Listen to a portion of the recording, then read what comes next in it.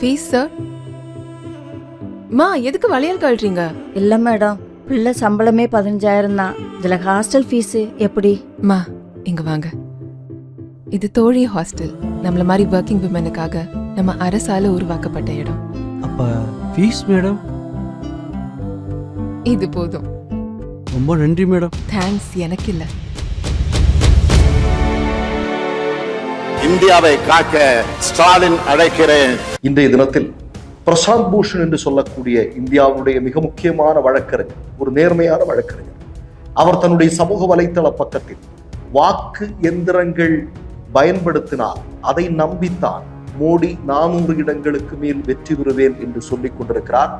வாக்கு எந்திரங்கள் இல்லை என்றால் மோடியால் 100 இடங்கள் கூட வெற்றி பெற முடியாது என்பதை பிரசாந்த் பூஷன் தன்னுடைய ட்வீட் மூலமாக சொல்லியிருக்கிறார். அவர் கூடுதலாக என்ன சொல்லியிருக்கார் அப்படிங்கிறத பாருங்க. அதாவது அவர் தேர்தல் ஆணையத்தின் மீது கடுமையான குற்றச்சாட்டுகளை வைக்கிறார். வாக்கு எந்திரங்களில் பொருத்தப்படுகிற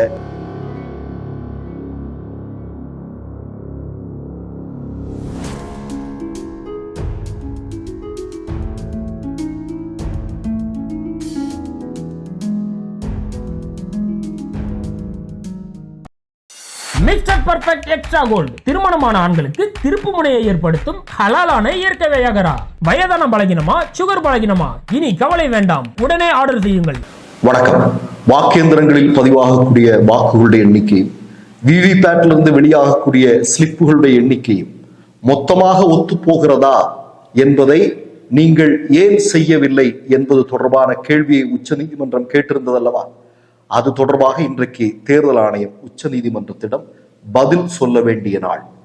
இன்றைய தினத்தில் பிரசாந்த் பூஷன் என்று சொல்லக்கூடிய இந்தியாவுடைய மிக முக்கியமான வழக்கறிஞர், ஒரு நேர்மையான வழக்கறிஞர், அவர் தன்னுடைய சமூக வலைத்தள பக்கத்தில் வாக்கு எந்திரங்கள் பயன்படுத்தினால் அதை நம்பித்தான் மோடி 400 இடங்களுக்கு மேல் வெற்றி பெறுவேன் என்று சொல்லிக் கொண்டிருக்கிறார். வாக்கு எந்திரங்கள் இல்லை என்றால் மோடியால் 100 இடங்கள் கூட வெற்றி பெற முடியாது என்பதை பிரசாந்த் பூஷன் தன்னுடைய ட்வீட் மூலமாக சொல்லியிருக்கிறார். அவர் கூடுதலாக என்ன சொல்லியிருக்கார் அப்படிங்கிறத பாருங்க. அதாவது அவர் தேர்தல் ஆணையத்தின் மீது கடுமையான குற்றச்சாட்டுகளை வைக்கிறார். வாக்கு எந்திரங்களில் பொருத்தப்படுகிற சிப்புகளுடைய சோர்ஸ் கோடை வெளியிடவில்லை. எதிர்கட்சிகளை சந்திக்க மறுத்து கொண்டிருக்கிறார்கள். வாக்கு எந்திர ரசீதுகளை எண்ண மறுக்கிறார்கள். தேர்தல் ஆணையம் மோசடி செய்ய காத்திருப்பதையே இது காட்டுகிறது. மோசடி கண்டுபிடிக்கப்பட்டால் இவர்கள் எல்லோரும் சிறையில் அடைக்கப்படுவார்கள் என்பதை அவசியம் உணர வேண்டும் என்று இன்றைய தினத்தில் பிரசாந்த் பூஷன் அவர்கள் சொல்லியிருக்கிறார். 1-2 தினங்களுக்கு முன்பு கேரளாவிற்கு சென்ற பிரசாந்த் பூஷன் இதே கருத்தை அவர் அங்கே வலியுறுத்தினார். அதாவது ராகுல் காந்தி சொல்லிட்டு இருக்கார் இல்லையா, அரசனின் ஆன்மா EVM-க்குள் இருக்கிறது என்று. அதை மீண்டும் ஆதாரத்தோடு அம்பலப்படுத்தக்கூடிய விஷயங்களை பிரசாந்த் பூஷன் செய்கிறார். கொச்சியில் அவர் என்ன சொல்றார் அப்படின்னா, இந்த வாக்கு எந்திரங்களை நம்பித்தான் மோடி இன்றைக்கு தேர்தல் களத்தில் நிற்கிறார். இந்த வாக்கு எந்திரங்களுடைய பின்புலத்தில் தான் அவர் என்ன சொல்றார் அப்படின்னா, 400 இடங்கள்ல வெற்றி பெறுவோம், 400 இடங்கள்ல வெற்றி பெறுவோம் அப்படின்னு. ஏன்னா 400 இடங்களில் மோடி வெற்றி பெறுவதற்கு வாய்ப்பே இல்லை என்பதுதான். அப்படி என்றால் வாக்கு எந்திரங்களும் அதை கையாளக்கூடிய தேர்தல் ஆணையமும் மோடிக்கு உடந்தையாக செயல்பட்டு கொண்டிருக்கிறதா அல்லது செயல்பட்டு கொண்டிருக்கிறது என்பதை பிரசாந்த் பூஷன் தன்னுடைய சமூக வலைத்தள பக்கத்தின் மூலமாக அவர் சொல்லியிருக்கிறார். சரி, இதெல்லாம் ஒருபுறம் இருக்கட்டும். நீங்க இன்னொரு செய்தியை பார்க்கணும். இப்ப சமீபத்தில் வந்துட்டு CSDS சர்வே ஒண்ணு வந்தது. அந்த CSDS சர்வேல மக்களிடம் போய் கேட்கிறாங்க, அதாவது வாக்கு எந்திரங்களின் மீது உங்களுக்கு நம்பிக்கை இருக்கிறதா அப்படிங்கிறது. அப்ப பெரும்பாலான இந்தியாவுடைய மக்கள் என்ன சொல்கிறார்கள் அப்படின்னா, இல்ல, தற்போது பயன்படுத்தப்பட்டு கொண்டிருக்கக்கூடிய வாக்கு எந்திரங்களின் மீது தங்களுக்கு நம்பிக்கை இல்லை என்று பெரும்பாலான இந்திய மக்கள் சொல்கிறார்கள். அது மட்டுமல்ல, நீங்க பாத்தீங்க அப்படின்னா தேர்தல் ஆணையத்தின் மீது உங்களுடைய நம்பிக்கை எப்படி இருக்கிறது? அவர்கள் நேர்மையாக செயல்படுகிறார்களா, பாரபட்சம் இன்றி செயல்படுகிறார்களா என்கிற கேள்வியை முன்வைக்கிறார்கள்.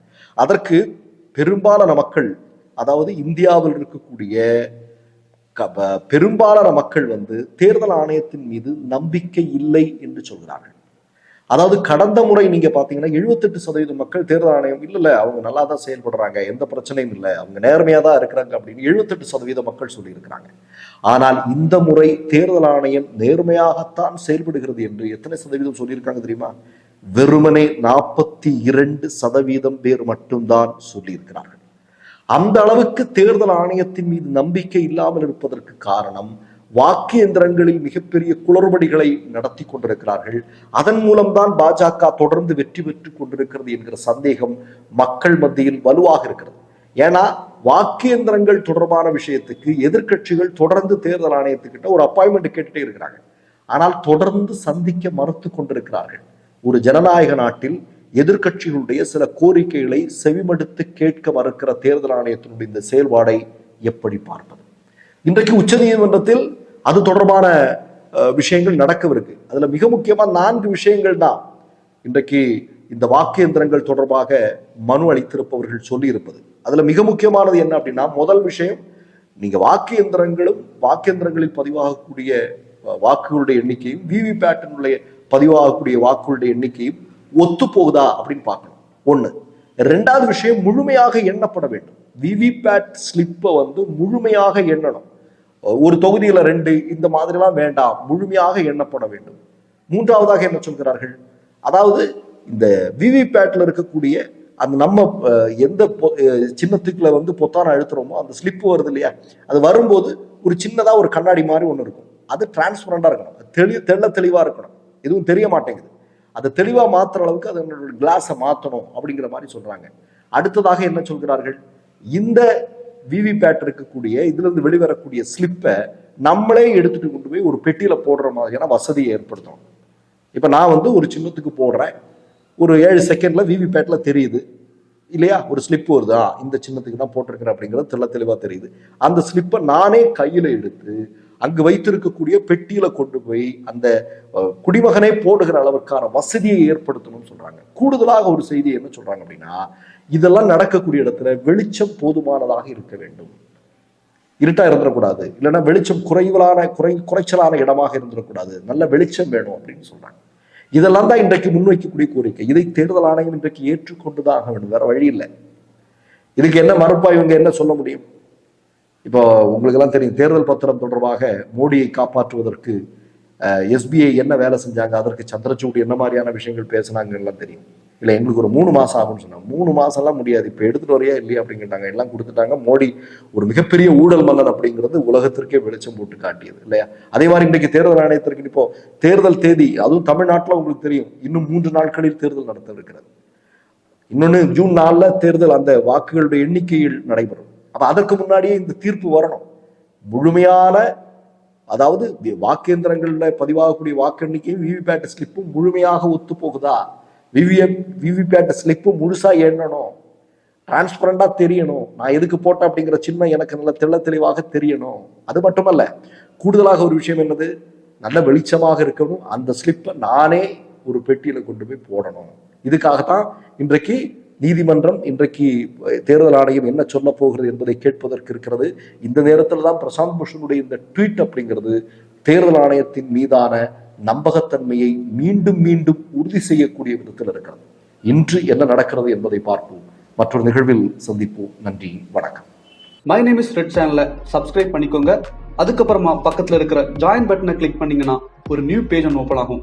அதுலயும் ஜாயின் பட்டனே கிளிக் பண்ணிக்கோங்க. அதுல பாத்தீங்கன்னா credit R debit card options இருக்கு. இதுல உங்களுக்கு விசா, மாஸ்டர் கார்டு, ரிப்பே அப்படின்னு 3 ஆப்ஷன்ஸ் கொடுத்துருக்காங்க. அதுல நீங்க எந்த கார்டு சூஸ் பண்றீங்களோ அந்த கார்டோட நம்பர் என்டர் பண்ணிக்கோங்க. அப்புறமா கார்டோட வேலிடிட்டி மந்த் அண்ட் இயரை டைப் பண்ணிக்கோங்க. அடுத்தபடியா உங்க கார்டோட பின்னால CVC கோடுன்னு சொல்லிட்டு 3 நம்பர்ஸ் கொடுத்துருப்பாங்க. அந்த நம்பரை இதுல என்டர் பண்ணிக்கோங்க. அப்புறமா அட்ரஸ் அண்ட் இன்ஃபர்மேஷன் என்டர் பண்ணிட்டு பைங்கிற பட்டனை கிளிக் பண்ணிக்கோங்க. ஒருவேளை உங்க கார்டு நம்பர் இன்வாலிட்னு காமிச்சிச்சுன்னா உங்க கார்டுல இன்டர்நேஷனல் யூசேஜை எனேபிள் பண்ணுங்க.